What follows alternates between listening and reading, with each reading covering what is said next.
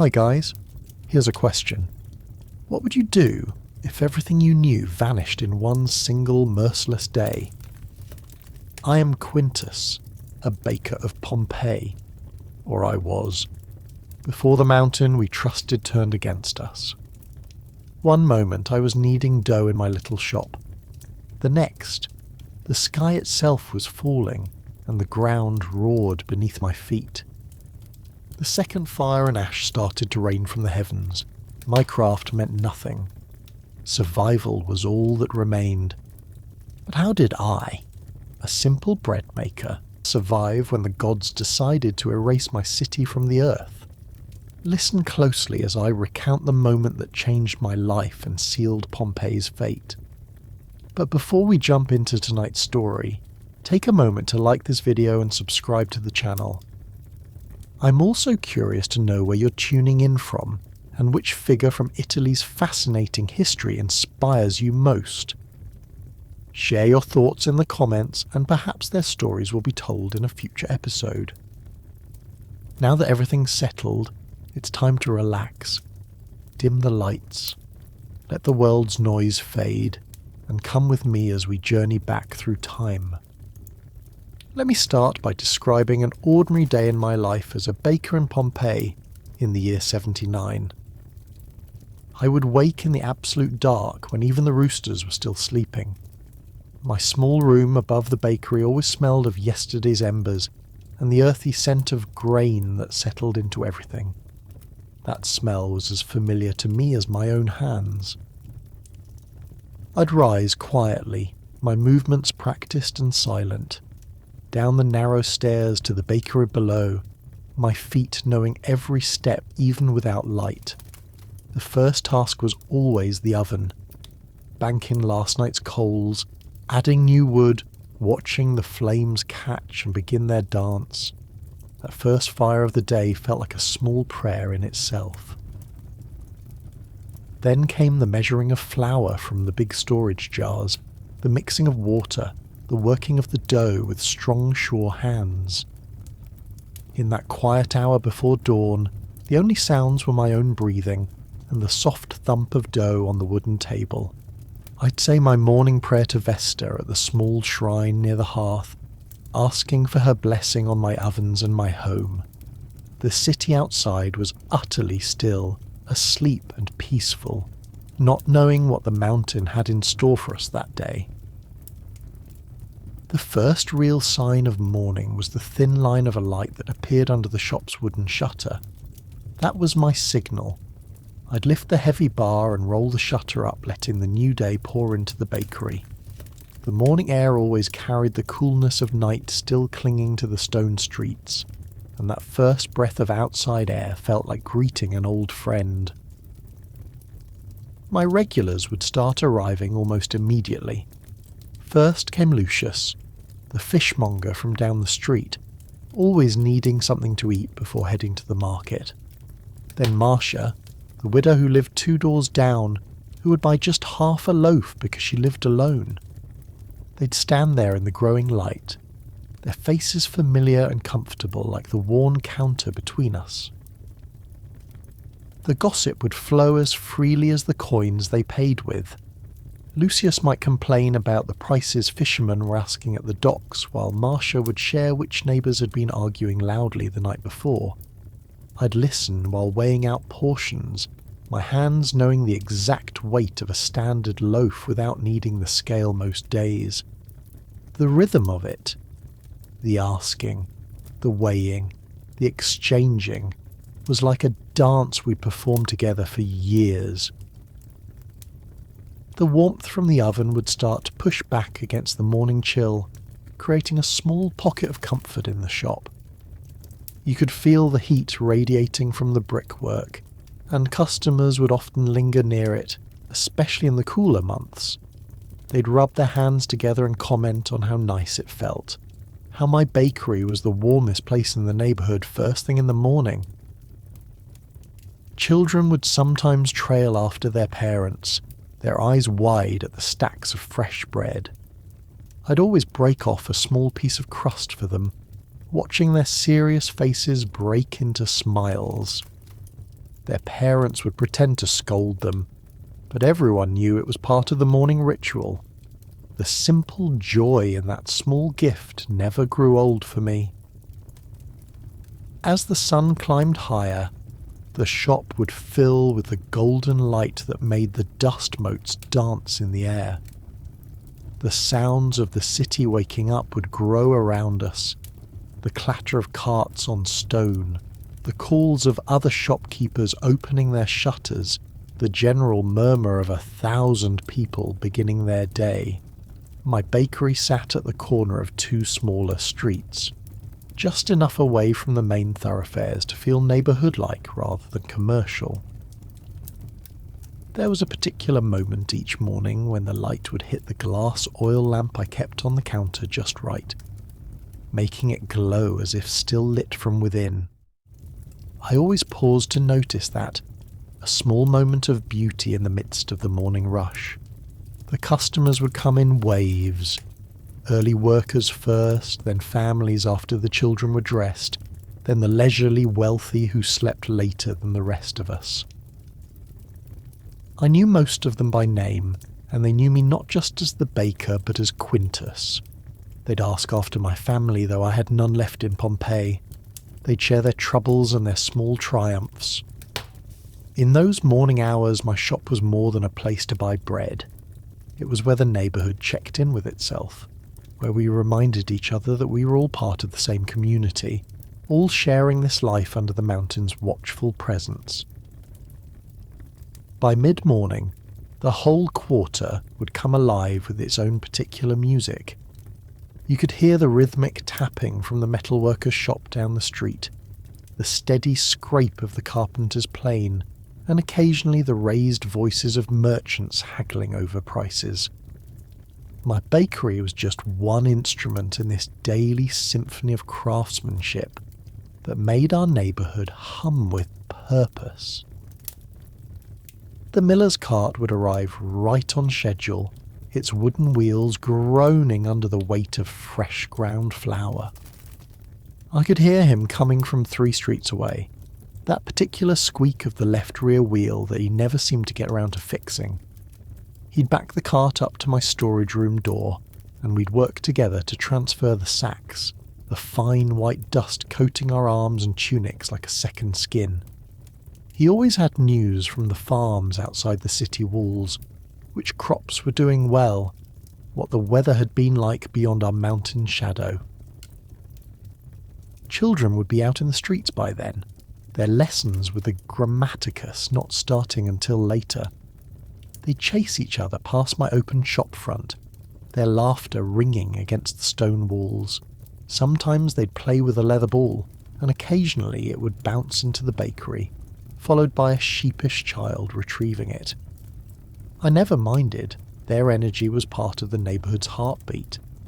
You could hear their recitations too when they practiced their lessons aloud while playing, the sing-song repetition of multiplication tables or historical dates floating on the air. The heat of the day would start to settle over Pompeii like a warm blanket. My ovens made the bakery naturally warm, but by mid-morning the sun would take over the job of heating the stone buildings. The shadow of Vesuvius would begin its daily retreat across the city, pulling back toward the mountain itself as the sun climbed higher. I'd often step outside for a moment just to feel that transition, the oven's intense heat at my back, the growing warmth of the sun on my face, and the occasional breeze that would sweep down from the mountain, carrying the scent of pine and earth. This was when I'd start the second batch of bread, the loaves for the midday meal. The rhythm changed now, less frantic than the morning rush, more methodical. I'd check the rising dough from earlier, my fingers testing its readiness by the springiness of the surface. The yeast smell would be stronger now, that rich living scent that told me the bread would be good today. Neighbours would sometimes stop by just to chat, not necessarily to buy anything. They'd lean against the counter and talk about the news from Rome, or local politics, or the latest play at the theatre. There was a comfortable easiness to these conversations. No hurry, no pressing business. We were all just people sharing the morning, watching the life of our quarter unfold around us. The street vendors would begin their calls now, their voices weaving through the sounds of craftsmanship. The water seller with his donkey cart, the fruit vendor with his basket of figs, the knife sharpener with his wheel, each had their distinctive cry that became part of the neighbourhood's soundtrack. Sometimes they'd pause at my shop, and we'd exchange a few words or a bit of bread for some fruit. I loved this time of day most, I think. The frantic energy of morning had passed, but the afternoon heat hadn't yet settled in to make everyone sluggish.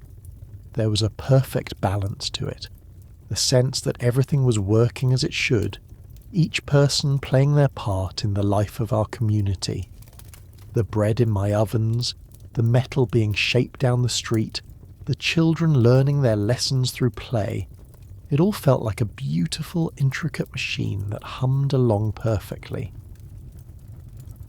Occasionally I'd look up toward Vesuvius during these moments, seeing its familiar shape against the sky.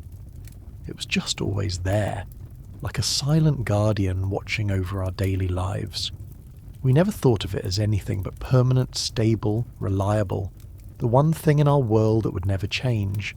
How wrong we were, but in those mid-morning hours, with the sun warm on the stones and the comfortable sounds of industry all around, such thoughts never entered our minds. We were simply living, moment to moment, in what we believed would be just another ordinary day. It happened just as I was sliding the last batch of midday loaves into the oven. The first sign wasn't a sound, but a feeling. A deep vibration that started in the stone floor and travelled up through my legs. The pottery jars along the wall began to rattle against each other, creating a strange, chattering music that was utterly wrong for that time of day. For a heartbeat, I thought it was just a heavy cart passing unusually close outside, but then the vibration grew stronger, making the wooden counter tremble beneath my hands. My customers paused mid-conversation. Lucius had been telling me about a particularly large tuna he'd seen at the market, his hands spread wide to show the size, and they just stayed there in the air, frozen. Marcia, who had been counting out coins for her bread, stopped with her fingers still curled around the bronze. We all looked at each other, our faces asking the same silent question. The vibration lasted maybe 5 seconds, long enough to be concerning, but not long enough to be truly frightening. Then it stopped as suddenly as it had begun. The silence that followed felt heavier than the noise that preceded it. For 3 full breaths nobody moved or spoke.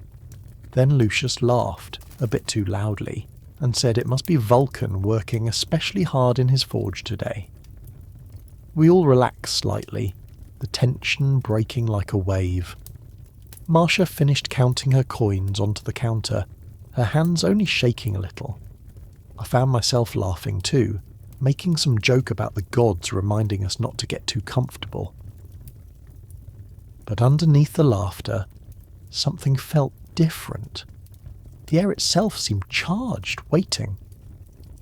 I noticed the oil lamp on my counter was still swaying slightly, the oil inside making slow, lazy circles. Outside, I could hear similar reactions from neighbouring shops. Nervous laughter, questions called from doorway to doorway, the sound of someone righting a fallen basket.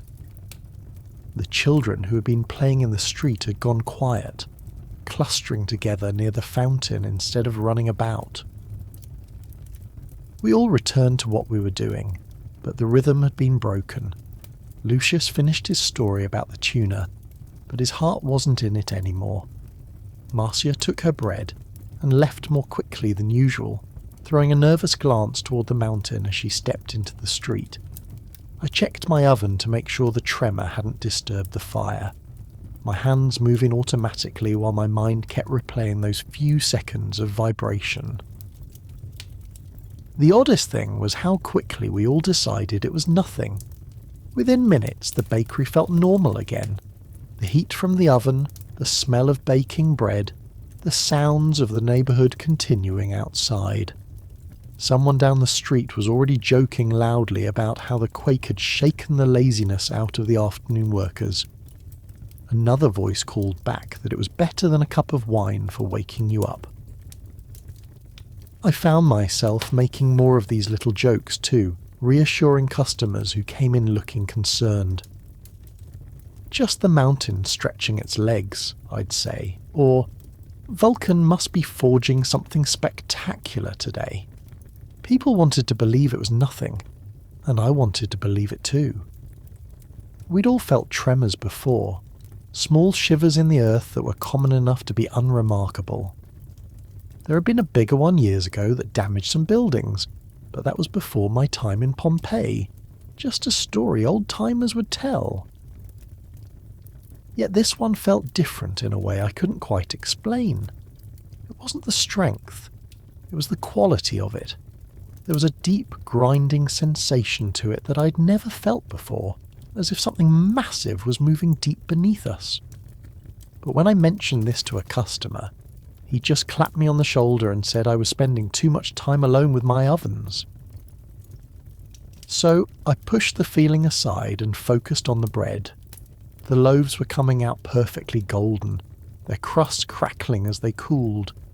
The familiar routine of transferring them to the cooling racks, of wiping down the counter, of preparing for the next customers, all these ordinary actions helped push the strange moment further from my mind. The bakery felt solid around me, the stone walls that had stood for generations, the heavy oak beams overhead. Surely if there was real danger, these walls would have shown some sign. By the time the afternoon lull began to settle over the neighbourhood, the tremor had become just another piece of the day's gossip, something to mention in passing rather than dwell upon. The general attitude was one of dismissal, a curiosity, not concern. Life continued exactly as it had before, as if nothing unusual had happened at all. We went about our business with the unshakable confidence of people who believe their world is permanent, their city eternal, their mountain benign. That strange vibration became the main topic of conversation for the rest of the morning. Everyone who came into the bakery had their own theory about what had caused it. Old Gaius from the wine shop next door insisted it was just the underground rivers shifting their courses, something that happened every few years. He claimed he'd felt at least a dozen such tremors in his lifetime and they never came to anything. His certainty was comforting, and people nodded along with his explanation because they wanted to believe him. Meanwhile, the philosophers who sometimes gathered near the forum had more elaborate ideas.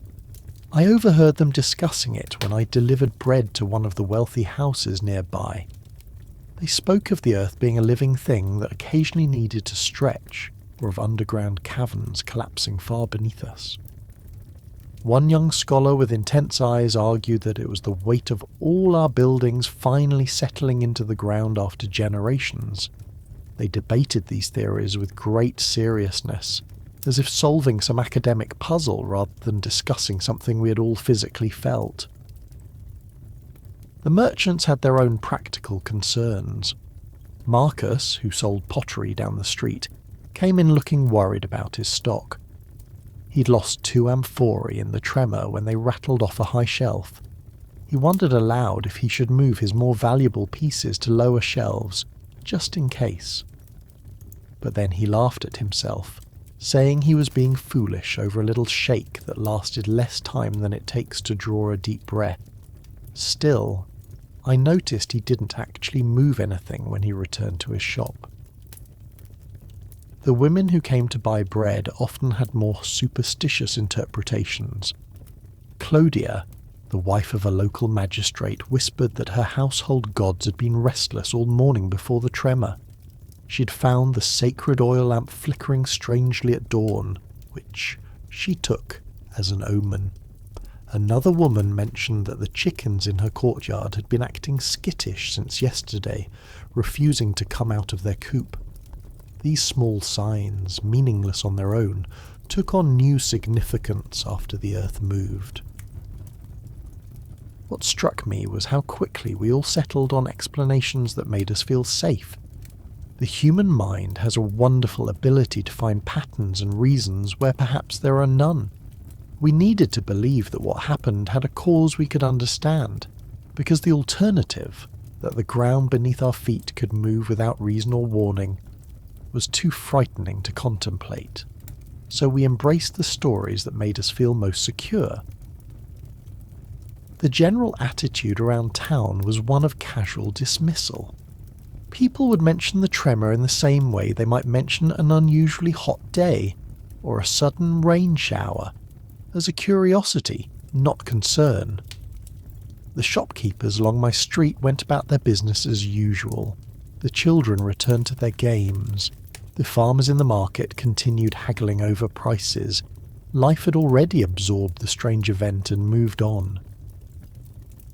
I found myself falling into this pattern too. When customers asked if I'd felt the tremor, I'd make a joke about my bread needing extra kneading today. We'd share a laugh, and the moment would pass. The ordinary rhythm of the bakery, the weighing of flour, the firing of the oven, the serving of customers, all these familiar actions pushed the unusual event further from my mind. The solid stone of my shop walls, the well-worn counter, the heavy milling stones in the corner, all these things spoke of permanence and stability. By midday, the tremor had become just another piece of neighbourhood gossip, less interesting than who was seen arguing at the baths or which merchant had received a shipment of exotic spices from Alexandria. We were people who lived in the shadow of a mountain that had always been there, in a city that had stood for centuries. A few seconds of vibration couldn't shake our fundamental belief that our world was solid and permanent. We trusted the ground beneath our feet because we had no reason not to trust it. The conversations moved on to other topics, the upcoming games, the new taxes from Rome, the quality of this year's grape harvest. The tremor became a passing mention, something to lead with before moving on to more important matters. Did you feel that shake earlier? Anyway, about those new port regulations. That was how we handled it. Acknowledge it briefly, then quickly return to the comfortable concerns of daily life. Looking back now, I understand that we weren't being foolish. We were being human.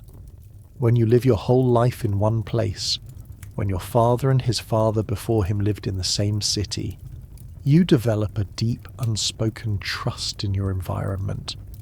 The mountain had always been there. The ground had always been solid. Why would today be any different?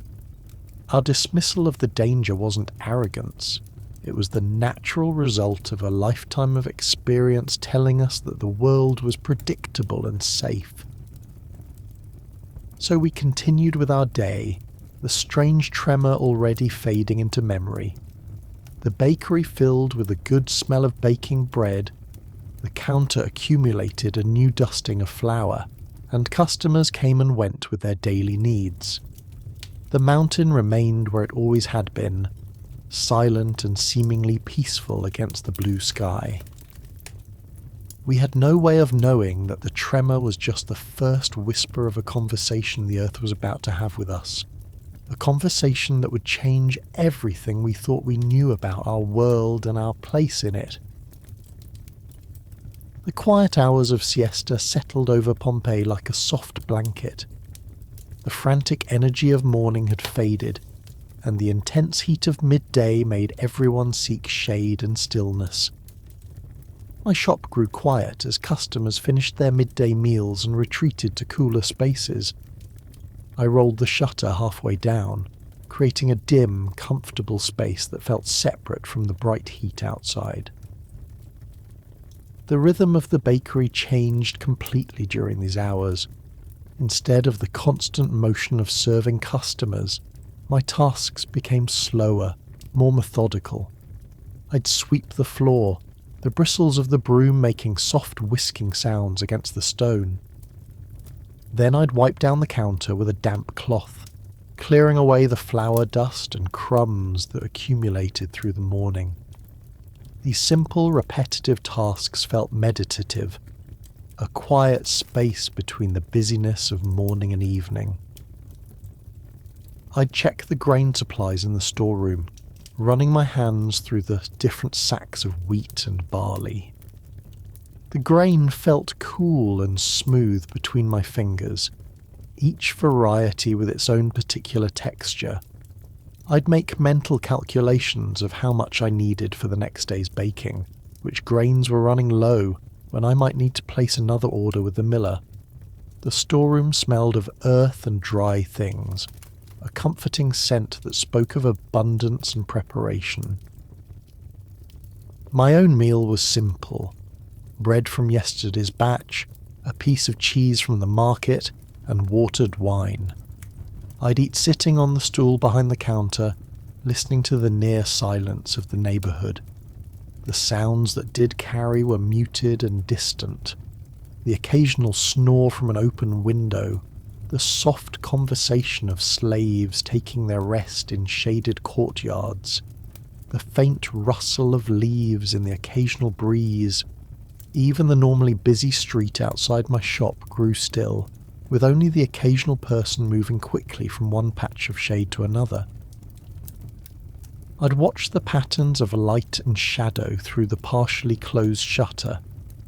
The bright rectangle of sunlight on the floor would slowly creep across the stones as the afternoon progressed. Dust motes danced in the slivers of light that made it through the cracks, performing their silent ballet in the still air. The heat made everything feel slow and heavy, as if time itself had decided to take a rest along with the people. Sometimes I'd think about the morning's tremor during these quiet moments. The memory would surface like a strange fish breaking water, there for a moment, then gone again. I'd find myself listening for any unusual sounds, any hint of another vibration. But the only thing to hear was the normal settling of the building, the faint crackle of cooling embers in the oven, the distant call of a bird somewhere. The peacefulness of the afternoon seemed to argue against any real danger. How could anything be wrong when the world felt so calm, so ordinary? The peaceful monotony of these hours was something I cherished. In a city that could often feel crowded and noisy, these afternoon lulls offered a rare privacy, a space to simply be without performing for customers or neighbours. I'd sometimes take out my writing materials and make notes about baking techniques I wanted to try, or sketch designs for new bread shapes. Other times I'd just sit and let my mind wander, watching the light change and listening to the sleeping city around me. There was a particular quality to the air during siesta, thick with heat and silence, carrying the faint sense of all the meals being cooked and consumed throughout the neighbourhood. I could smell the garlic from someone's lunch, the herbal scent of laundry drying on rooftops, the always present underlying smell of stone and earth that was the essence of Pompeii itself. These familiar smells anchored me in the moment, reinforcing the sense that this was just another ordinary day in a long succession of ordinary days. Occasionally a customer would break the silence, someone who had slept through the morning and needed bread for a late meal, or a slave sent on an errand by a household that didn't observe the siesta custom. These interruptions felt like small ripples in a still pond, momentary disturbances that quickly settled back into calm. The transactions were quick and quiet, both of us respecting the general atmosphere of rest that enveloped the city. As the siesta hours stretched on, I'd begin preparing for the evening. I'd check the oven temperature, add a little wood if needed, start mixing small batches of dough for the next morning. But these preparations were done slowly, gently, as if not to wake the sleeping city around me. The bakery during these hours felt like a secret world, a hidden space where time moved differently, and the usual rules of commerce and social interaction were temporarily suspended. The peace of these afternoon hours was one of the things I loved most about my life in Pompeii.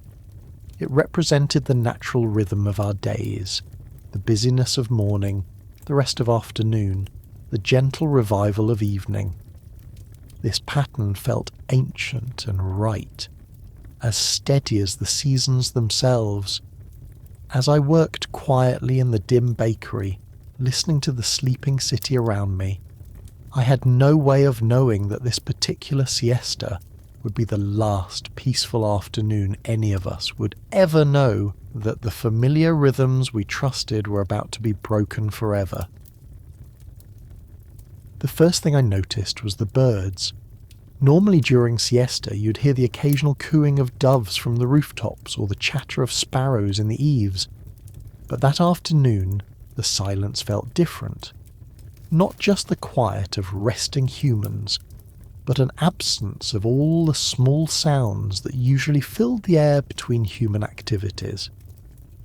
I stepped outside for a moment, wiping flour from my hands, and looked up at the sky. No birds circled overhead, no insect buzzed in the afternoon heat. The absence felt wrong, like a song missing its melody. Then came the smell, a faint whiff of sulphur that drifted on the occasional breeze from the direction of the mountain. At first I thought it might be coming from the fullers' workshops down near the river, where they used urine and other strong chemicals to clean wool. But this was different, sharper, more mineral, with an acrid edge that caught in the back of the throat. It came and went on the breeze, sometimes strong enough to make my eyes water slightly, then fading away to nothing. The animals in the neighbourhood began acting strangely too.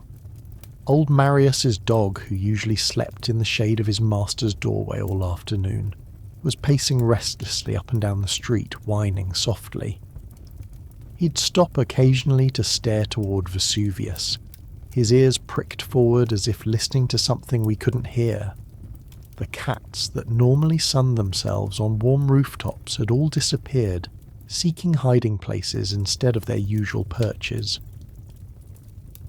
I went to the small cistern at the back of my bakery to draw water for cleaning, and noticed the water had a strange metallic taste. It wasn't foul or undrinkable, just different, a coppery tang that lingered on the tongue. I thought perhaps the pipe that fed the cistern had developed some rust, though that seemed unlikely given it was made of good terracotta. Still, I decided to use wine for mixing the next batch of dough instead, just to be safe. The well in the courtyard, shared by several shops, told the same story. When I went to check it, I found neighbour Gaius already there, tasting the water with a thoughtful expression. "Tastes like someone dropped a handful of coins in it," he remarked, spitting the water onto the stones. We both shrugged, another minor mystery in a day that already had its share of oddities. We agreed it was probably just the earthquake stirring up sediment from deep underground. What's strange to remember now is how we noticed these signs but didn't understand their meaning. Each oddity was like a single thread that we examined separately, never thinking to weave them together into a larger pattern. The missing birds, the restless animals, the sulphur smell, the metallic water. They were all pieces of a puzzle we didn't know we were solving. We treated each as an isolated curiosity rather than connected warnings. I returned to my baking, the familiar routines helping to push the strange observations to the back of my mind. The dough needed folding, the oven needed stoking, the counter needed scrubbing. These were concrete tasks with clear purposes. unlike the vague unease that the afternoon's oddities had created. The physical work grounded me in the present moment, in the tangible reality of flower and fire and stone. Yet the feeling of wrongness persisted.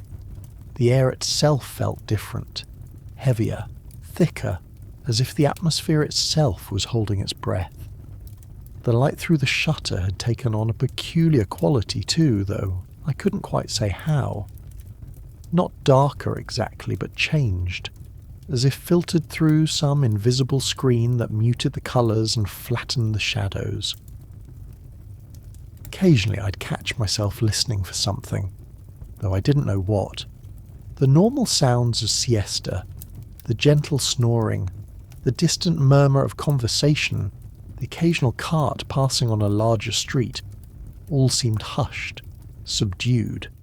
Even the mountain itself, usually a silent presence, seemed to emanate a kind of watchful tension, though that might have been my imagination painting meaning onto ordinary stone. I found myself making more trips to the doorway than usual, glancing toward Vesuvius, as if expecting to see some visible change. But the mountain looked exactly as it always had. The familiar wooded slopes, the rocky summit, the patches of cultivation on its lower reaches. It was the same mountain I'd looked at every day of my life in Pompeii, seemingly as permanent and unchanging as the sky above it. The strange signs continued throughout the afternoon, but we gradually grew accustomed to them. The human mind has a remarkable ability to normalize even the most unusual circumstances, if they persist long enough. The sulphur smell became just another part of the afternoon scent palette. The metallic water was simply how water tasted that day. The absent birds were noted, then accepted without further questioning. By the time siesta ended and the city began to stir again, the oddities had already started to fade from conscious attention. They became part of the background rather than the foreground of our awareness. When customers began returning to my shop as the heat lessened, nobody mentioned the strange signs anymore. We talked instead about the tremor from the morning, about business, about family, all the normal topics of conversation. Looking back, I understand that the mountain was speaking to us all afternoon, warning us in the only language it knew. But we didn't speak that language. We were like children trying to read a scroll written in unknown characters. We could see the marks, but we couldn't decipher their meaning. So we continued with our preparations for evening, unaware that we were measuring flour and stoking ovens while the world prepared to end around us. The evening light took on that particular golden quality that meant the day was winding down. I began mixing the dough for tomorrow's bread, my hands moving through the familiar motions without conscious thought. The flour made soft clouds in the air as I poured it into the mixing trough, and the water I added was cool from the cistern, still carrying that faint metallic taste I'd noticed earlier. I worked the mixture with steady pressure, the heels of my hands pushing and folding, the rhythm as natural to me as breathing. This was always a quiet, contemplative time for me. Just the baker and his dough, the simple alchemy of flour, water, yeast and salt transforming into something that would nourish my neighbours tomorrow. I could already imagine the morning customers, their familiar faces appearing at my shutter, their hands reaching for the warm loaves. The thought gave my work purpose beyond the simple act of baking. I was feeding my community, participating in the daily rhythm that made Pompeii function. The final firing of the oven came next. I added the last of the day's wood, watching the flames catch and dance behind the iron door. The heat intensified quickly, washing over my face in a wave that made me step back. I checked the temperature with practiced ease. holding my hand near the opening and counting how long I could stand the heat. Just right for the initial burst that would give the bread its proper crust. The fire's crackle was a comforting sound, one I'd heard every evening for more years than I could count. Cleaning the baking tools became my next task. The wooden peels that slid the bread into the oven, the heavy mixing spoons, the flour-dusted scales, each received a thorough wiping and scrubbing. I took particular care with the bronze scale weights, polishing them until they shone in the fading light. There was satisfaction in putting everything in its proper place, ready for the morning's work. The bakery slowly transformed from a place of active creation to one of orderly preparation. Counting the day's earnings came next. The coins made soft clinking sounds as I poured them from the leather pouch onto the cleaned counter. Bronze asses, silver denarii, I sorted them into piles, mentally calculating the day's profit as I did every evening. It had been a good day, better than most. The tremor had brought extra customers wanting to gossip, and the bread had been particularly good, with a crisp crust that people commented on. I allowed myself a small moment of pride before returning the coins to their secure box. Planning for the next day's orders occupied my final thoughts. Marcus the tavern keeper needed extra loaves for a private party. The household of Lucius Caecilius had ordered special bread for a family ceremony. I made mental notes of these special requests, visualizing the quantities I'd need to set aside from the morning batch. The familiar routine of planning ahead felt comforting, a promise that tomorrow would come exactly as today had, that life would continue in its predictable, comfortable pattern. Little did I know that none of these plans would ever be fulfilled, that the bread rising in my trough would never meet the heat of my oven, that the orders I was carefully remembering would become meaningless within hours.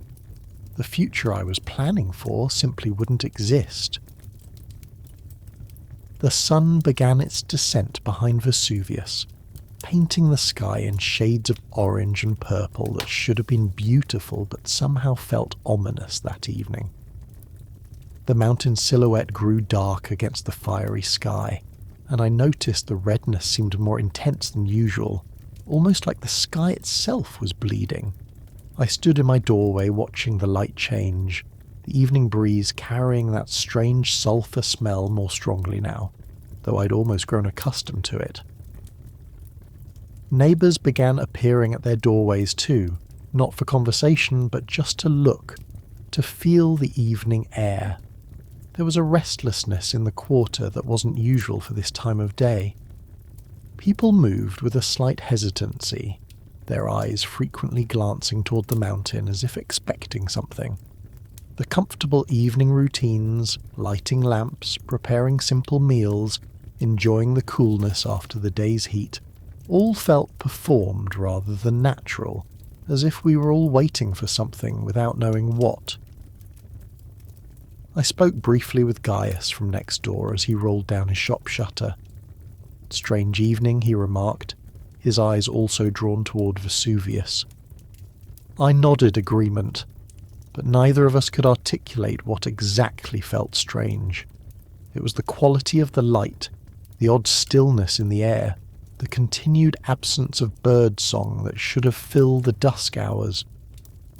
The normal evening sounds of children being called inside, of shutters closing, of first stars appearing, all seemed muted, as if the world was holding its breath. A decision settled over me to retire early tonight. The unusual events of the day had left me feeling unexpectedly weary, not physically but in my spirit. The tremor, the strange signs, the general unease that had permeated the afternoon, all seemed to weigh on me more than I'd realized. I found myself wanting the comfort of my small room above the bakery, the familiar feel of my sleeping mat, the simple rhythm of preparing for sleep. These were the last normal moments of Pompeii, though we didn't know it. The bread dough I'd prepared for tomorrow sat covered in its trough, waiting for morning. The oven banked its heat behind closed doors, ready for the first firing at dawn. The coins from the day's sales rested in their secure box. The bakery stood clean and orderly, exactly as it did every evening. Everything appeared normal. Everything was in its proper place. Everything suggested that tomorrow would come exactly as today had. Yet as I climbed the stairs to my room, a profound sense of finality settled over me. I paused at the small window that overlooked the street, watching the last light fade from the sky. The mountain was now just a dark shape against the slightly lighter darkness of the evening sky. The few people still moving in the street below seemed like shadows themselves, hurrying to their homes as if sensing something I couldn't name. I lay on my sleeping mat listening to the sounds of the city settling into night. But the sounds were wrong. Too few. Too quiet. No laughter from late drinkers at the tavern. No singing from slaves finishing their duties. Not even the usual barking of dogs. The silence felt heavy. Pregnant with meaning I couldn't decipher. The last thing I remember thinking before sleep took me was that tomorrow would be different, though I couldn't imagine how. The mountain had been speaking to us all day, and though we hadn't understood its language, some part of me knew that our conversation was only beginning. I was deep in sleep when the world decided to end. Not gradually, not with warning, but with a violent lurch that threw me from my sleeping mat onto the stone floor. The entire building shook as if some giant hand had grabbed it and was trying to rip it from its foundations. The sound was terrifying, a deep grinding roar that came from everywhere at once, from the earth itself, accompanied by the shattering crash of pottery downstairs as my storage jars smashed against each other. For a moment I lay there on the cold stones, completely disoriented, my heart pounding so hard I could feel it in my throat. Then another violent shake sent a heavy clay water jug crashing down from a shelf, missing my head by inches. That's when the screaming started. Not just from me, but from all around. Voices raised in fear and confusion from every direction. The sound of it cut through the rumbling human terror answering the earth's violence. I scrambled to my feet, bracing myself against the wall as another tremor made the floor buck beneath me. Through my small window I could see lights appearing in other windows across the street, oil lamps being lit with shaking hands, their flames dancing wildly with each new convulsion. The cries from the street grew louder, a chorus of panic that rose above the continuing rumble. Someone was shouting for help, another voice was calling for the gods, a child was wailing in pure terror. That's when I understood this was completely different from the morning's gentle vibration. This wasn't Vulcan stretching his legs. This was the mountain trying to tear itself apart and take us with it. The fear that washed over me was colder than the stone floor beneath my bare feet. This was the moment everything changed.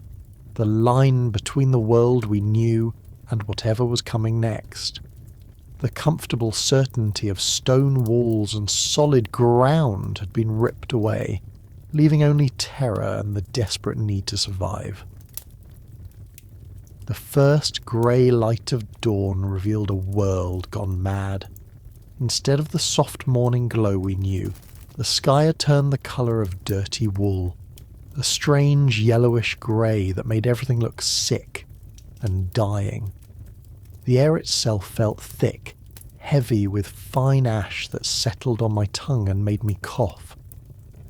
Through the particles drifting down like some evil snow, I could see the source, a massive column of darkness boiling up from Vesuvius's summit, climbing higher than I thought possible, spreading across the sky like an opening wound. The continuous rumbling never stopped now, a low growl that vibrated through the stones beneath my feet and up into my bones. It wasn't like thunder that comes and goes. This was constant, relentless. The sound of the mountain tearing itself apart mile after mile beneath us. Between the rumble came other sounds. The crash of roof tiles giving way under the accumulating weight, the crack of stressed timber, the occasional scream that would rise above the general chaos, then get swallowed by the mountain's endless roaring. The first particles were light, almost like coarse sand. They dusted my hair and shoulders as I stood in the street, making me look like some ghost already. Then came the smaller stones, pumice pieces that clicked against the cobblestones, pattered on the roof tiles, stung when they hit exposed skin. People held cloaks over their heads, but the ash found its way everywhere, in our eyes, our mouths, the folds of our clothing. The world had become reduced to this grey, falling reality, the familiar streets of Pompeii transforming into some strange underworld landscape. The confusion among citizens was complete. Some stood frozen in doorways, staring at the sky as if waiting for someone to tell them this wasn't really happening. Others ran without purpose, first one direction then another, their movements made jerky and panicked by the falling debris. I saw a woman kneeling in the street, hands raised to the dark sky, her prayers swallowed by the rumbling. A man tried to lead a donkey loaded with household goods, but the terrified animal refused to move, braying in terror. The slow, dawning understanding came not as a sudden revelation, but as a creeping horror. This wasn't stopping. This wasn't some passing storm. The ash continued to fall, the darkness continued to deepen, the rumbling continued without pause. The mountain wasn't just speaking now, it was screaming, and its voice was the sound of our world ending. The safe, solid reality we had known since birth had been ripped away, replaced by this nightmare that grew worse with each passing moment. We were trapped in something beyond our understanding, and the only thing certain was that nothing would ever be the same again. The debate began almost immediately among those of us who had gathered in the relative safety of the bakery's stone doorway. Lucius was already there, his face pale under its coating of ash, arguing that we should make for the city gates immediately. "We need to get out before the streets become impassable," he shouted over the continuous rumble. But old Gaius from the wine shop shook his head, his voice calm despite the circumstances. "The stoners held for generations," he said, patting the wall beside us. "These walls have survived worse. Out there," he gestured toward the falling debris, "out there we're exposed." That false sense of security felt so reasonable in that moment. The bakery's thick stone walls did feel solid, permanent. The roof, though groaning under the accumulating weight, still held. Inside we had food, water, shelter. Outside was chaos, falling rocks, choking ash, panicked people running without direction. The logic seemed clear. Wait out the storm indoors where we had protection. Surely this couldn't last long. Surely the gods wouldn't allow our entire city to be destroyed. The hope that it would pass quickly became our shared delusion. We told each other stories of past storms that had seemed terrible at the time but were forgotten by the next week. We pointed out that the tremors had already lessened somewhat, that the initial violence had given way to this steady, miserable falling of ash. Someone mentioned that Vulcan's anger never lasted forever, that even the gods eventually grew tired of their tantrums. We wanted so badly to believe that if we just waited and just endured, normalcy would return. So the decision was made. We would wait it out. Those of us in the bakery brought others in from the street, creating a small community of maybe 15 people huddled together in the dim space. We closed the heavy wooden shutter, leaving only a crack to see out, and barred the door. The interior felt strangely peaceful compared to the chaos outside. The familiar smells of yeast and grain, the solidity of the stone walls, the relative quiet once the door was closed. We could still hear the rumble and the occasional crash, but muffled now, made distant by stone. The growing layer of ash covering everything outside became almost beautiful in a terrible way. Through the crack in the shutter, I watched it accumulate. First a fine dusting that made the street look like it had been frosted, then a thicker layer that began to obscure the cobblestones, then a steady accumulation that built up like some strange grey snow. It fell with a soft hissing sound that was almost peaceful, a constant whisper beneath the mountain's growl. People's footprints would appear briefly in the fresh ash, then be filled in moments later as if they had never existed. We tried to maintain some semblance of normalcy inside. I brought out yesterday's bread, still good, if a little stale, and what was left of the cheese. We passed around a jug of watered wine. Someone made a joke about never having to sweep the streets again. We laughed, but the laughter had a desperate edge to it, the sound of people trying to convince themselves that everything was fine when they knew, deep down, that nothing would ever be fine again. The air quality began to change noticeably as we sat there. At first it was just the occasional cough among us, then more persistent hacking as the fine ash seeped through the cracks around the door and shutter. Our eyes began to water and sting. We wet pieces of cloth from the water jug and held them over our noses and mouths, but the ash found its way through anyway. The comfortable safety of our stone shelter was becoming a trap, the very air turning against us, fine when they knew, deep down, that nothing would ever be fine again. Outside, the light continued to fade as the ash cloud thickened overhead. What had been a gloomy dawn became a twilight at midday, the darkness growing deeper by the hour. We lit oil lamps, their small flames creating pools of light in the growing dark, but the light seemed feeble against the overwhelming gloom pressing in from outside. The temperature began to drop too, the unusual coolness adding to the sense that the natural order had been completely overturned.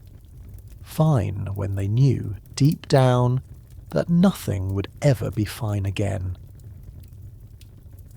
I found myself listening not to the voices of my companions, but to the sounds of the building itself. The occasional creak of a beam, the shift of stones settling under the unusual weight on the roof, the patter of ash and pumice against the shutter. These were the sounds of my home, my livelihood, my entire world being slowly buried alive. And we were sitting inside, waiting for it to happen, because we had chosen the devil we knew over the devil we didn't. The debate about whether we had made the right choice continued in hushed tones. Some still argued for staying, pointing out that the roof continued to hold, that we had supplies, that venturing out meant facing the falling rocks directly. Others grew increasingly restless, their eyes darting toward the door, their bodies tense with the desire to run, to do something, anything, rather than sit waiting for whatever was coming next. I found myself thinking of the bread dough I'd prepared for today, still sitting covered in its trough.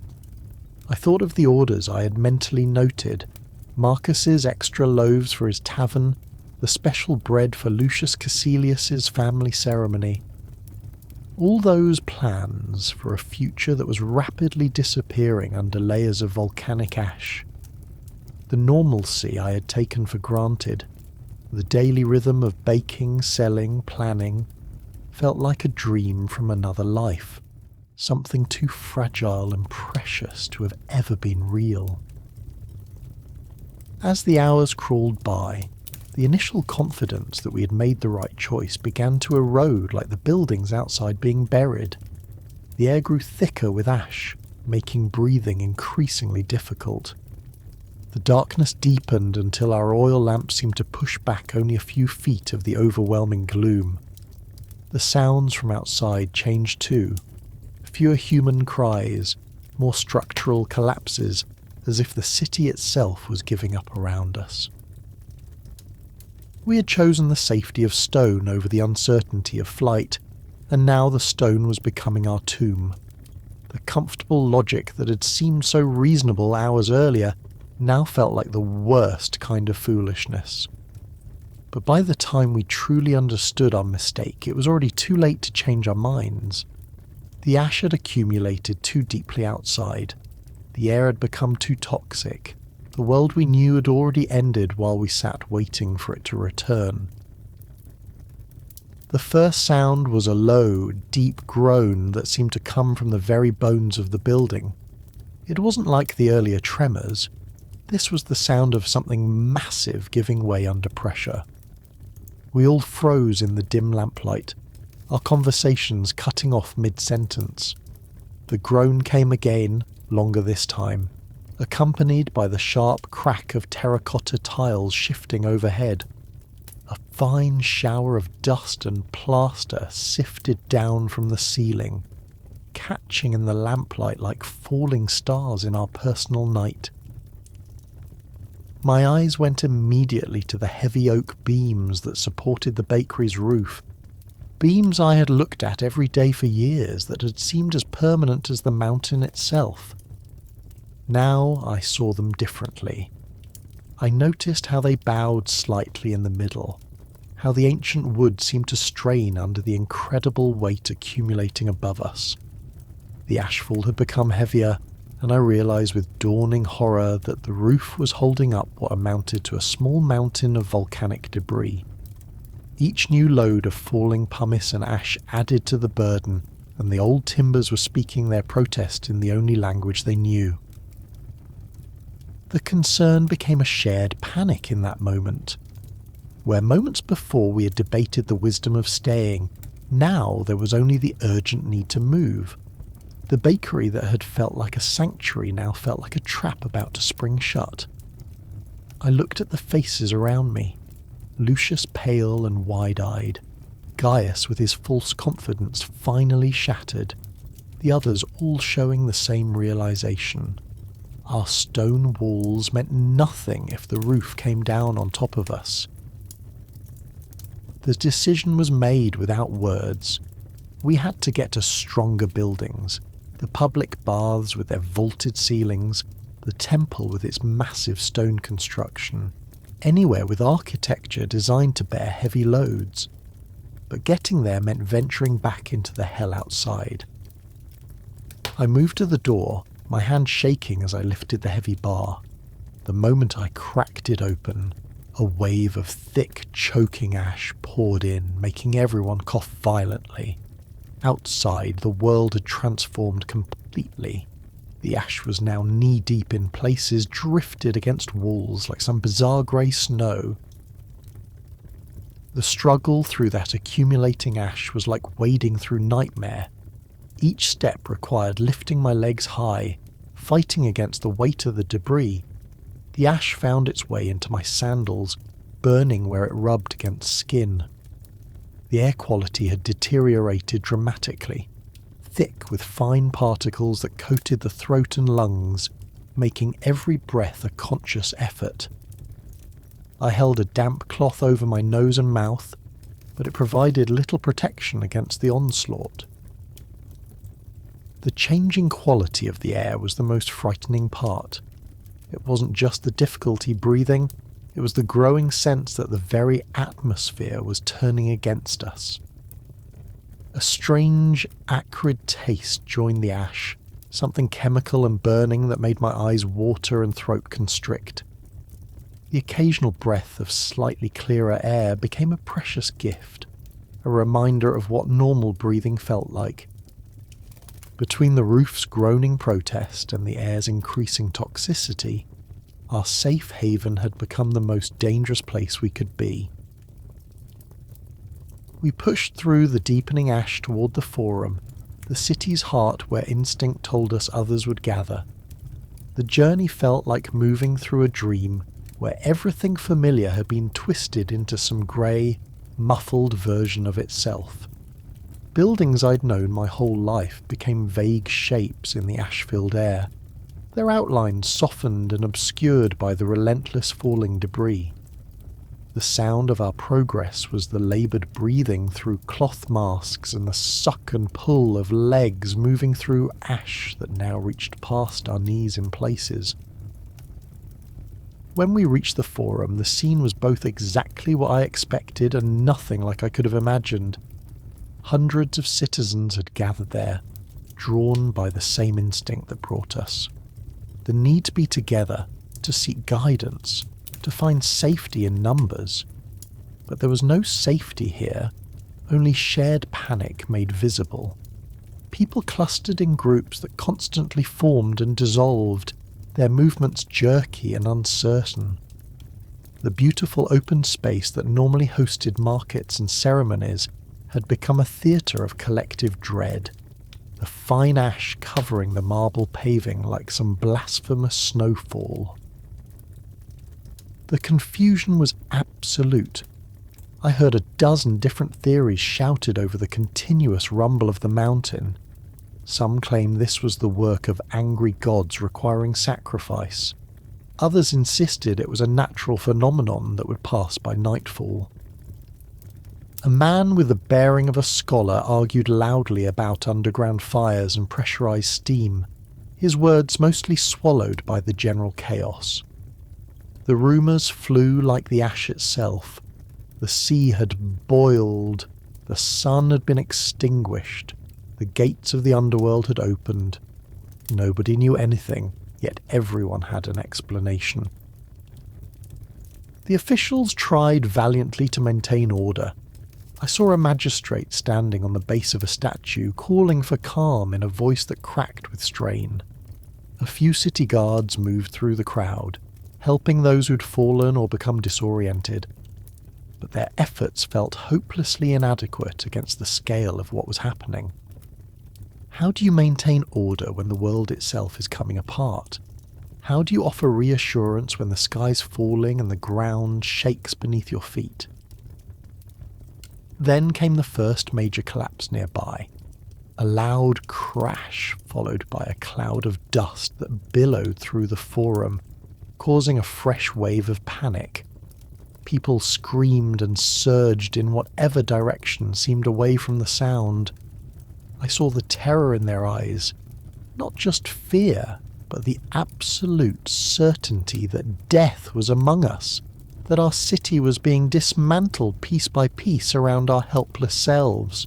The growing desperation in people's voices became palpable, a collective realization that we were not waiting out a storm but witnessing our own burial. Then the sky itself turned against us. Without warning, brilliant forks of lightning began dancing through the ash cloud, illuminating the Forum with flashes of blinding white light. The strikes came not from clouds, but from within the volcanic plume itself, creating a terrifying light show that felt like the gods were arguing overhead. Each flash would freeze the scene in stark relief, faces contorted with fear, ash-covered figures huddled together, the falling debris looking like frozen rain in the sudden light. The thunder that followed wasn't the rolling boom of a normal storm, but sharp, cracking reports that echoed the mountain's continuous rumble. People fell to their knees, interpreting the electrical display as clear evidence of divine anger. I saw a woman tearing her clothing as she cried out to Jupiter for mercy. A man nearby began making offerings with whatever he had, throwing coins into the air, scattering bread from a pouch, pleading with the gods to spare us. The sense of supernatural punishment became overwhelming. If the earth itself wasn't enough to destroy us, now the heavens had joined the assault. The lightning strikes grew more frequent, sometimes hitting buildings around the forum with explosive force that sent fragments of stone and tile flying. The added terror from nature's fury complete surrounded us was something beyond anything I could have imagined. We were trapped between the earth shaking beneath our feet and the sky tearing itself apart above our heads. The lightning created a strange strobe effect, making the nightmare unfold in terrifying snapshots. A child clinging to its mother's leg, an old man praying with outstretched arms, the ash falling endlessly in the flashes of light. The air itself crackled with energy, raising the hair on my arms and adding a metallic taste to the already foul air. We were no longer just victims of a natural disaster. We were witnesses to what felt like the end of the world itself, with all the elements conspiring against our existence. The lightning stopped as suddenly as it began, leaving only the oppressive gloom and the mountain's endless roar. Then came a new sound, a deep rushing roar that grew louder with terrifying speed, different from anything we'd heard before. It wasn't the rumble of the earth or the crack of lightning, but the sound of the mountain itself moving toward us, a wave of destruction descending the slopes. Through the ash-filled air, we saw it, a rolling cloud of superheated gas and rock, darker than the ash cloud above, flowing down Vesuvius with impossible speed, swallowing everything in its path. That was the moment I understood. This wasn't a storm to be waited out. This wasn't something we could survive by hiding in strong buildings. The pyroclastic surge moved with a purpose that felt both mindless and deliberate, an unstoppable force that would erase everything it touched. The terror that filled me was absolute, colder than the ash coating my skin. This was death itself coming for us, and it would not be denied. The instinct to flee was immediate and overwhelming. All thoughts of shelter, of waiting, of rational planning vanished. My body knew before my mind could form the thought, run or die. There was no debate, no hesitation. I turned from the forum and began pushing through the ash, my only thought to put distance between myself and that descending cloud. Around me, others had the same realization, the panic becoming a desperate, unified flight. We abandoned everything, possessions, dignity, even injured companions, in the single-minded need to escape the unsurvivable. The moment that wave of death began its descent, my body took over where my mind had frozen. My legs were moving before I'd even consciously decided to run, pushing through ash that now reached past my knees in places. Each step was a struggle, like wading through thick, heavy water, the volcanic debris pulling at my sandals, filling them with burning grit that scraped my skin raw. The weight of it made my muscles scream in protest, but the terror pushing me forward was stronger than any physical discomfort. Breathing became the real battle. The air had turned thick with fine ash that coated my throat and lungs with each gasp. I held the damp cloth over my nose and mouth, but it was like trying to filter smoke with silk. The particles found their way through, making me cough violently even as I ran. My eyes stung and watered, blurring what little I could see of the nightmare around me. The world had narrowed to this: the burning in my legs, the struggle for breath, the desperate need to put distance between myself and the mountain's wrath. I chose direction almost at random, away from Vesuvius, toward what I hoped was the sea gate. The familiar streets had become a maze of drifting ash and obscured landmarks. I stumbled over obstacles hidden beneath the grey blanket, a fallen cart here, a collapsed wall there. The sounds around me were a symphony of terror.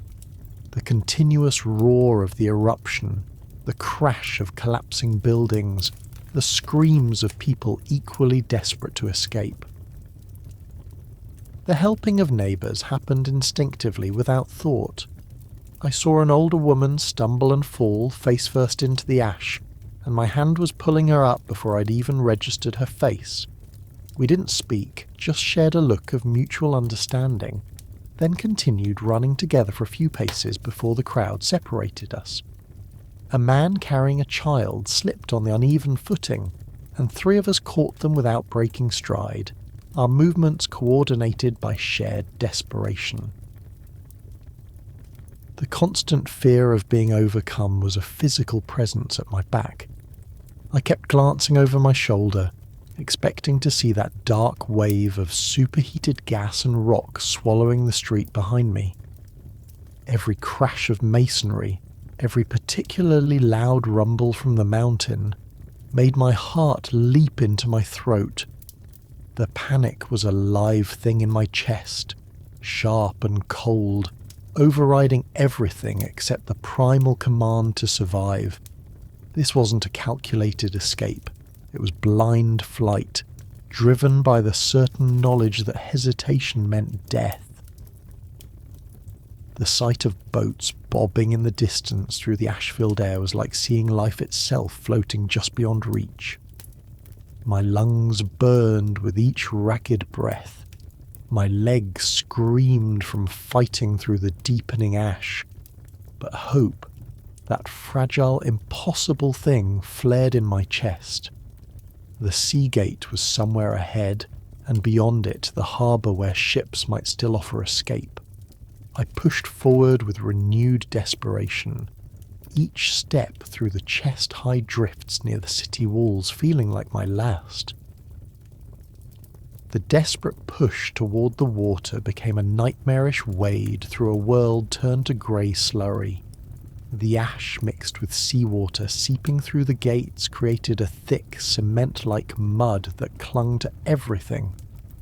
People moved like ghosts in the gloom, their forms barely visible through the falling debris, all moving with the same single-minded purpose.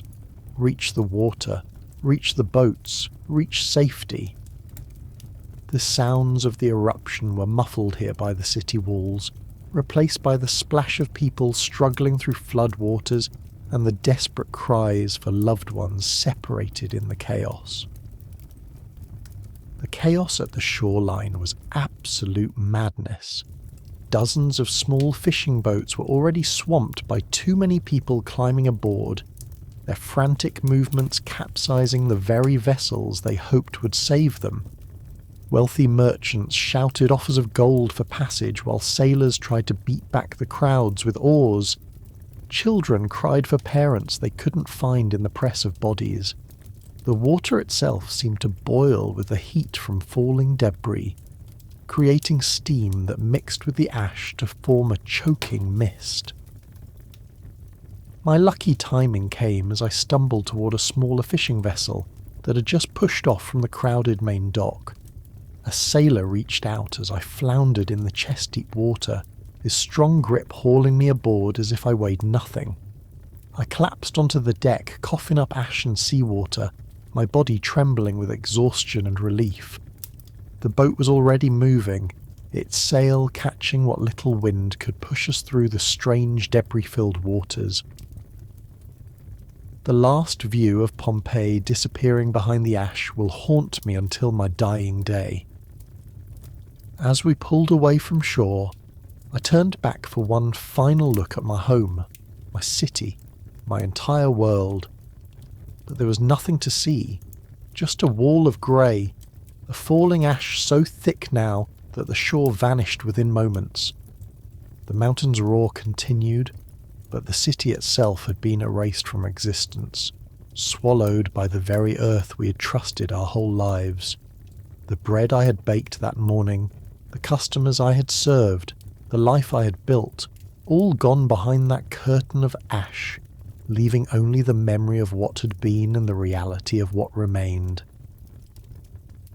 The boat pitched violently as we pushed away from the shore, each wave feeling like the mountain's final attempt to claim us.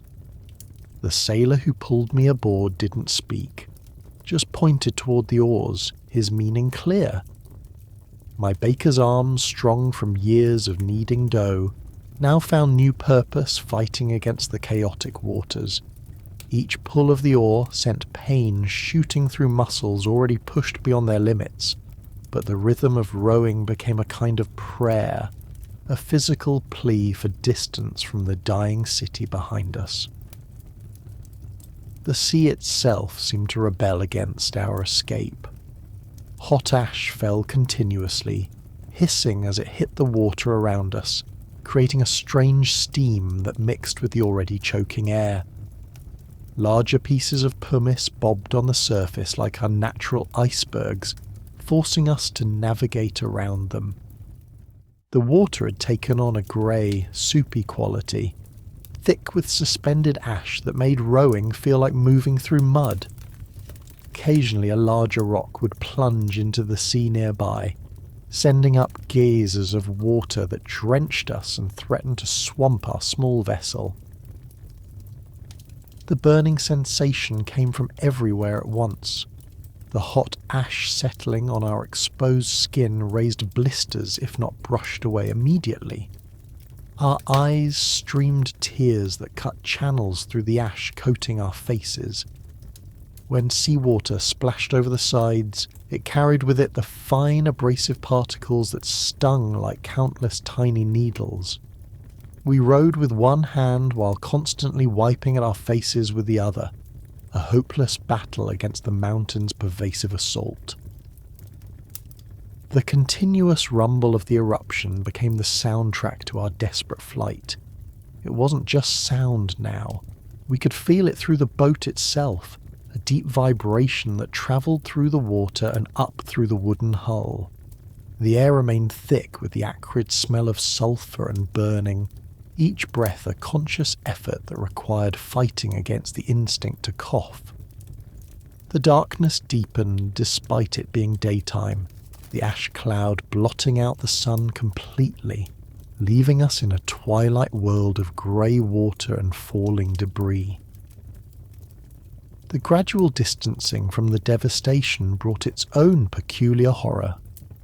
As we rowed further from shore, the sounds of the city's destruction faded, replaced by the hiss of ash-meeting water and our own laboured breathing. We could still see the massive eruption column, now from a different perspective, a towering wall of darkness that seemed to hold up the sky itself.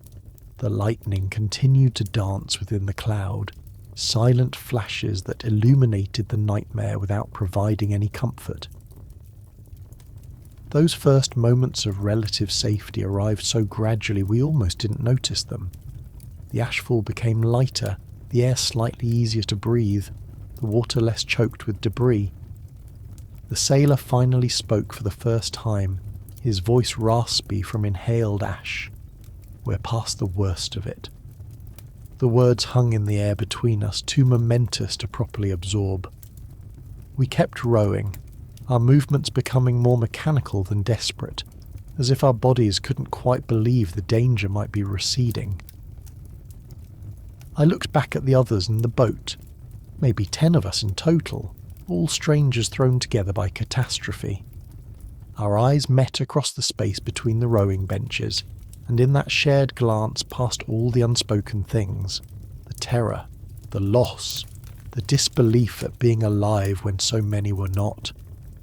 We were a random collection of souls saved by chance and timing, now bound together by the shared experience of watching our world end from the relative safety of a fishing boat on a sea turned to ash. The boat finally stopped, not because we reached a destination, but because our bodies could row no more. We simply let the oars rest across our laps, sitting in the eerie quiet that had somehow become more frightening than the mountain's roar. The silence felt wrong, like the world itself was holding its breath.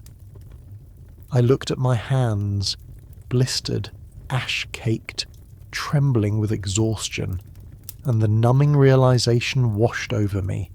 I was alive. The words didn't make sense in my mind. Alive. How could I be alive when everything I knew was dead? The shock of what was lost came in waves, each more brutal than the last. My bakery, the ovens I'd fired every morning for 15 years, the familiar counter where I'd weighed bread for my neighbours, the small room above where I'd slept and dreamed, all gone. Not just gone, but buried under countless feet of rock and ash, erased as completely as if it had never existed. The customers who had become friends over years of morning conversations, the children I'd given crusts to, the miller with his creaking cart, all silenced beneath the mountain's wrath. The weight of it threatened to crush me more completely than any collapsing roof. The physical toll made itself known slowly, as if my body had been waiting until the immediate danger passed to present its bill. Every muscle screamed with the effort of the escape. My lungs felt raw, each breath still carrying the ghost of that choking ash. Blisters covered my hands from rowing and my feet from the burning debris. But these pains were almost welcome. They were proof I was still here, still feeling, still alive in a world that had tried so hard to kill me. The wondering about neighbours and friends became a torture I couldn't escape. Had Lucius made it out? The fishmonger who always had a story to share with his morning bread? What about Marcia, the widow who lived alone? Old Gaius from the wine shop, so confident in his stone walls? The children who played in the street outside my bakery? My mind kept returning to them, imagining their fates, hoping against hope that they too had found some miraculous escape, while knowing in my heart that most had not. That first night as a refugee, we simply drifted on that strange ashen sea, too exhausted to do more than exist.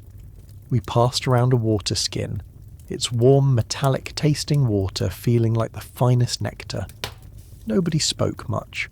What words could possibly encompass what we'd witnessed?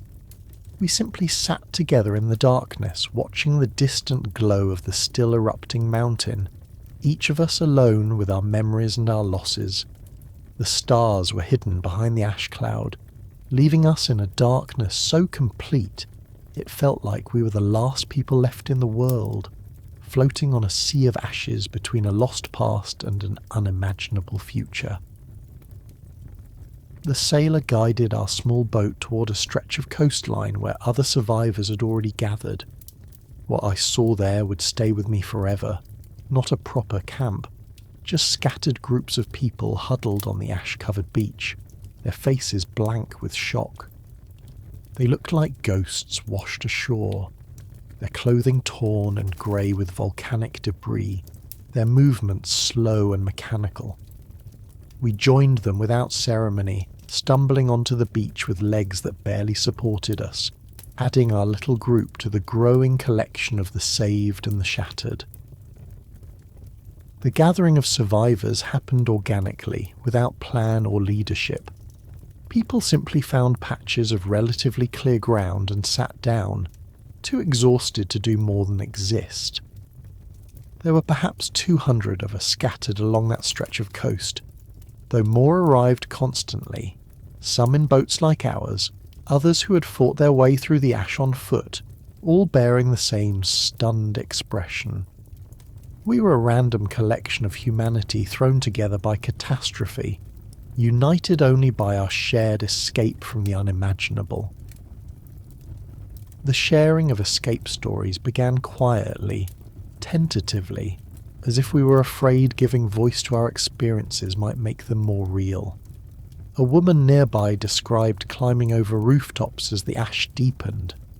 A man spoke of helping neighbours dig through a collapsed doorway. Their voices were flat, emotionless, as if describing something that had happened to someone else. I found myself telling of the bakery's groaning roof, the decision to stay that had nearly killed us, The desperate run through streets turned to rivers of ash. Speaking the words made them real in a way the experience itself hadn't. The horror became something that could be shaped into sentences, contained in language, made manageable somehow. The gradual understanding of the scale came slowly, in fragments of information passed from group to group. A man who had climbed a nearby hill reported that the destruction extended far beyond Pompeii. Herculaneum was also buried. Other towns along the coast had suffered. The mountain continued to erupt, its dark plume visible even from our distance. We began to comprehend that this wasn't just our city's tragedy. It was an event that would be remembered for generations, something that changed the very landscape of our world. The knowledge settled over us like the ash that still fell lightly, a fine grey dust that coated everything and everyone. The simple gratitude for being alive became our only currency. When someone shared a water skin, the thanks were profound, heartfelt. When a family managed to kindle a small fire despite the damp ash everywhere, we all gathered around it not just for warmth, but for the comfort of its flickering light. The normal divisions of class and status meant nothing here. The wealthy merchant sat next to the slave, the council member beside the baker. We were all equal now, all equally naked before the mountain's wrath, all equally grateful for the simple fact of drawing breath. The beginning of a new identity started taking shape in those first days. We were no longer Pompeians. That identity had been buried along with our city. We were survivors now, refugees, people who had looked into the abyss and somehow stepped back from its edge. This new identity felt fragile, temporary, like a cloak we wore until our real lives could resume. But as the days passed, and no rescue came, as the mountain continued to remind us of its power, with occasional rumbles and ashfalls, we began to understand that the temporary might become permanent, that the people we had been were gone forever, replaced by these new selves shaped by ash and loss. After 3 days, when the ashfall had lightened to a fine dusting, and the mountain's rage seemed to be quieting, a group of us decided to try to return. The need to see, to know for certain, pulled at us like a physical force. We set out at dawn, a small band of maybe 20 survivors, moving like ghosts through a world transformed beyond recognition. The coastline we had known was gone, replaced by a strange new landscape of grey dunes and buried landmarks. We walked in silence, our feet sinking into the still warm ash, each step taking us closer to what we feared to find. The journey toward Pompeii became a walk through a nightmare version of our world. Familiar roads had vanished completely, their paths indicated only by occasional rows of buried fence posts or the tops of mile markers barely visible above the ash. The trees stood as grey skeletons, their branches heavy with the weight of volcanic debris, their leaves all gone as if winter had come in a single day. The silence was profound. No birds, no insects, no distant sounds of human activity. Only the crunch of our footsteps in the ash, and the occasional sigh of a breeze stirring the fine particles. The impossible depth of the burial became apparent long before we reached the city walls. Where there had been gentle slopes, now there were steep ash dunes. Where there had been farmland, now there was a flat, featureless plain of grey. We passed what had been a villa on a hill. Only the very peak of its red tile roof remained visible, like a strange boat stranded in a sea of ash. The scale of it defied comprehension. This wasn't just a layer of dust. This was a geological transformation, the burying of an entire world under dozens of feet of volcanic debris. When we finally reached where Pompeii should have been, we simply stopped and stared. There was nothing to see. No walls, no buildings, no streets, just an undulating landscape of grey that stretched as far as we could see. The city had been completely erased, its outline suggested only by occasional mounds where larger structures had been, like graves marking where something significant had once existed. The silence here was absolute, broken only by the soft sound of ash shifting under our feet and the distant, occasional rumble from Vesuvius, as if the mountain was reminding us of its power. The final understanding of total loss came not as a sudden revelation, but as a slow, crushing realization. This wasn't a city that could be dug out or rebuilt. This was a city that had ceased to exist, its life extinguished as completely as a candle snuffed by a giant hand. The homes, the shops, the temples, the theatres, all gone, buried under what might as well have been a mountain itself. The life we had known, the community we had built, the future we had imagined, all lay beneath our feet, preserved in ash, but lost to the living. The acceptance that home was gone forever settled over me like a physical weight. I stood there looking at that featureless grey landscape, and I understood that the bakery where I had baked bread for 15 years, the bed where I had slept, the streets where I had known every neighbour, all of it was gone. Not damaged, not needing repair, but ceased to exist as anything but memory. The finality of it was absolute, a door closing that could never be reopened. The turning toward whatever came next happened almost without thought. There was nothing to do here, nothing to salvage, no reason to remain in this place of death and memory. One by one, we turned our backs on the buried city, and began the slow walk back to the temporary camp. Our footsteps were heavier now, our shoulders bowed not just by exhaustion, but by the knowledge that we were leaving behind everything we had ever known. The future stretched before us, empty and unknown, but it was the only direction left to us. The past was buried, and we who had escaped were condemned to build new lives from the ashes of the old. The refugee camp slowly organised itself into something resembling a community.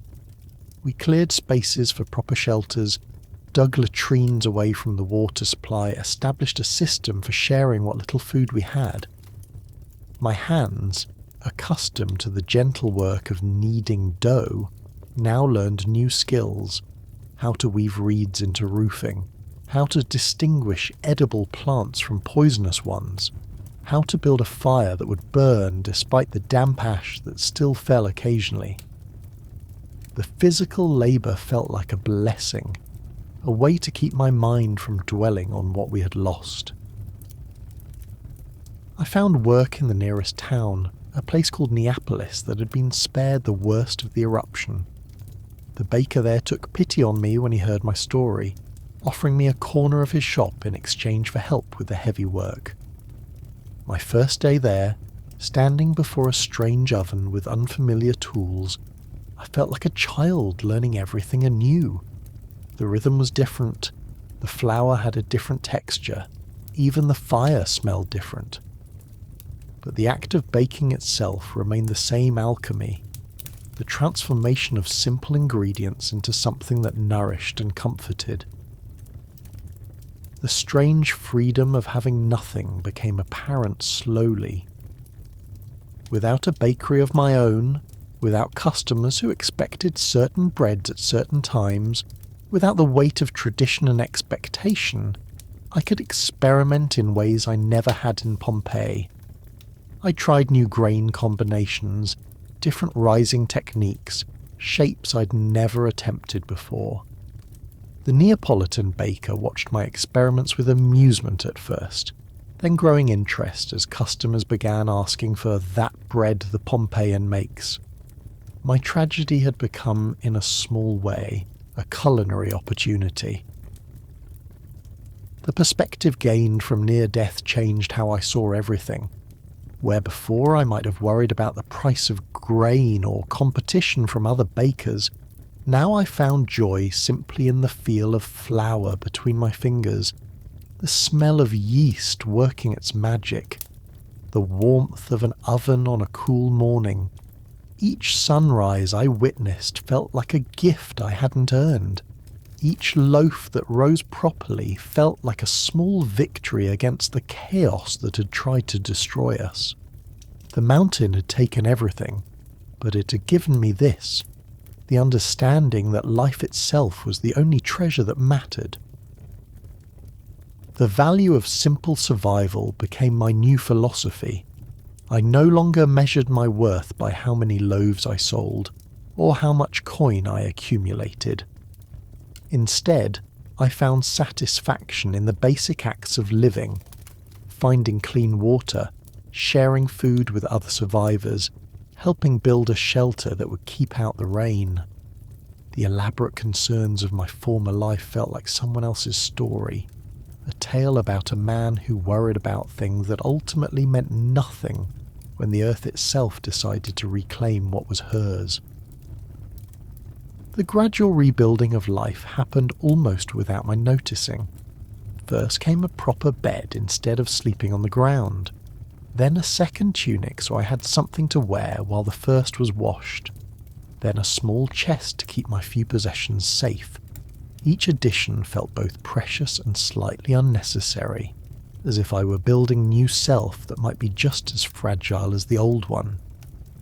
But the human spirit has a remarkable resilience, and slowly, almost against my will, I began putting down roots in this new soil, building a life from the ashes of the old. The dreams of that day never faded. Not really. Even now, years later, I'll wake in the darkness with a taste of ash in my mouth, my heart pounding as if I'm still running through those buried streets. In the dreams, the bakery is always there, exactly as it was. The warm scent of baking bread, the familiar weight of the dough in my hands, the sound of customers chatting at the counter.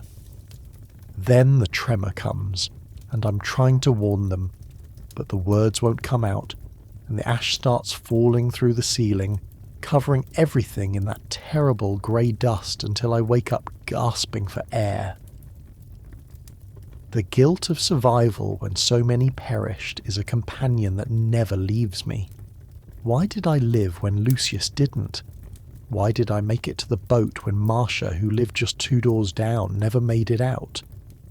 I see their faces sometimes in crowds, a certain tilt of the head, a familiar laugh, a way of standing, and for a heartbeat, my mind tricks me into thinking they made it too. Then reality returns, and the loss feels fresh all over again.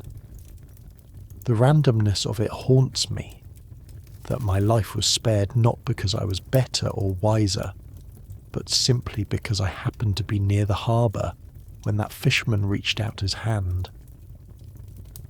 My relationship with nature changed forever that day. Before the eruption, the mountain was just part of the landscape, as familiar and unremarkable as my own hands. Now every rumble of cartwheels on stone makes me tense. Every cloud that looks too dark sends a trickle of fear down my spine.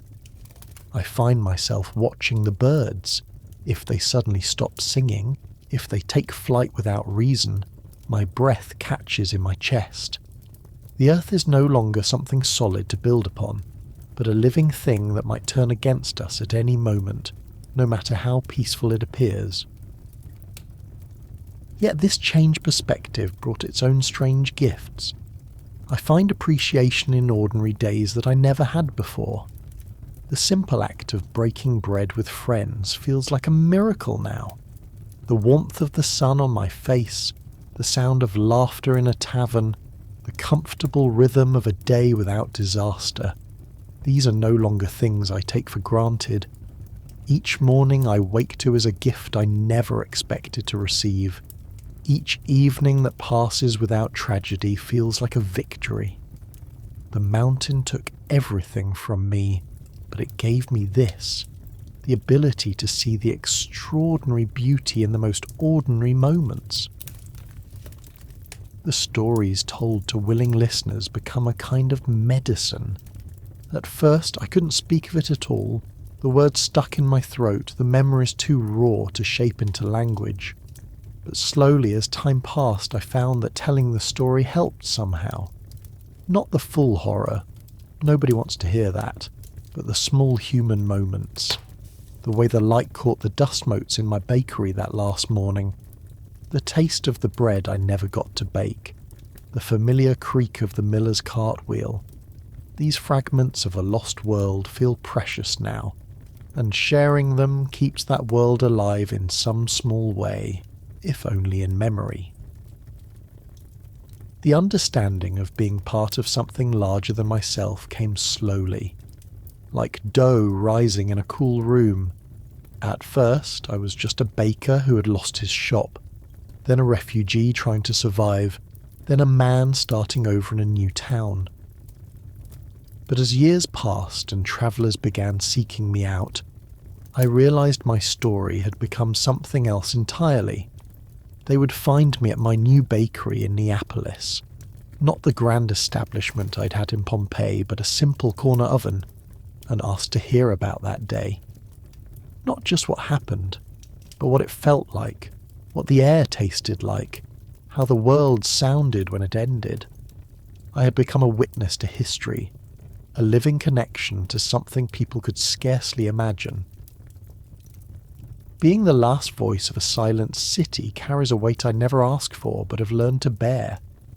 When I describe the particular way the light fell through the ash, or the sound the pumice made as it pattered on the roof tiles, I'm not just telling my story, I'm speaking for all those who can no longer speak. The woman who bought half a loaf every morning, the children who played in the street, the miller with his creaking cart. Their stories ended beneath the ash, but through my remembering, they live again for a moment. This duty to remember feels sacred, like tending a flame that must not be allowed to go out. My perspective on what truly matters transformed completely in the years since the eruption. Where once I measured my days by coins earned and loaves sold, now I measure them by moments of connection and simple grace. The warmth of the sun on my face as I open the shop shutter, the laughter of customers sharing news, the comfortable rhythm of kneading dough. These are not small things to be rushed through on the way to more important matters. They are the important matters. The mountain taught me that everything can be taken in an instant, so every ordinary moment becomes extraordinary simply by existing. The quiet life built from ashes surprised me with its depth and richness. My new bakery is smaller, my customers are different, my days follow a rhythm unfamiliar to my Pompeian self. Yet there is a peace here that I never knew before, not the false peace of taking safety for granted, but the earned peace of knowing that even after the worst happens, life continues. The bread I bake now tastes different because I understand its temporary perfection is a miracle, not an expectation. Each loaf represents a choice to create rather than destroy, to nourish rather than take, to continue rather than surrender. My daily gratitude for each sunrise has become as natural as breathing. I wake before dawn still, but now I pause at the window to watch the light slowly change the sky from black to blue to gold. I listen to the first birds beginning their songs and feel a profound thankfulness that such ordinary wonders still exist. The memory of that ash-darkened dawn when the world ended lives within me always, but it has become not a source of fear so much as a reminder. Each new day is a gift. Each moment of beauty is precious. Each ordinary breath is a miracle we rarely appreciate until we almost lose it forever. There's a strange beauty that lives alongside the horror in my memory of that day. the way the lightning illuminated the falling ash like silver threads against the black sky. The eerie silence that would settle between the mountain's roars, the way neighbours helped each other without thought of status or reward. The human capacity for survival revealed itself in those moments, not as some grand heroic quality, but as a simple, stubborn refusal to stop breathing, to keep putting one foot in front of the other even when every instinct said it was hopeless. We became our most essential selves that day, stripped of all the complexities and concerns that usually fill our days. The lessons from that day about priorities settled deep in my bones. I learned that the bread I baked mattered not because of the profit it brought, but because it nourished my community. The conversations with customers weren't just passing time, they were the threads that wove us together into something stronger than individuals. The mountain took everything from us, but it gave me this clarity, that life's true value lies not in what we accumulate, but in the connections we forge and the simple moments we share. The fear of loss that once haunted me has transformed into a profound appreciation for what exists right now, in this moment. The acceptance of fate's randomness was perhaps the hardest lesson. Why did I survive when so many others did not? There was no reason, no divine plan, no special virtue that spared me. I was simply in the right place when the fisherman reached out his hand. This understanding could have made me bitter or cynical, but instead it made me humble. We control so little in this life. The earth can open beneath our feet, the sky can turn to ash, and all our plans become meaningless. This knowledge doesn't frighten me anymore. It liberates me to appreciate what I have without clinging too tightly. The peace found in simple continuance has become my greatest treasure. Each morning I rise and bake bread, not because I must, but because I choose to continue. The rhythm of mixing and kneading, the warmth of the oven, the satisfaction of feeding my neighbours. These simple acts connect me to the man I was before the eruption, but also to the man I became after. The peace isn't the absence of memory or pain, but the integration of both into a life that continues forward. The mountain took my city, but it could not take my ability to find meaning in the act of continuing, of creating, of being here now. That decision to run changed everything. The life I knew ended in ash, but a new understanding began in its place. If you found meaning in this story of finding light in complete darkness, there are other quiet histories waiting here that might bring you similar peace. Subscribe for more stories that help you remember what truly matters when the world feels uncertain, and may your own days be filled with the simple gratitude of each ordinary sunrise.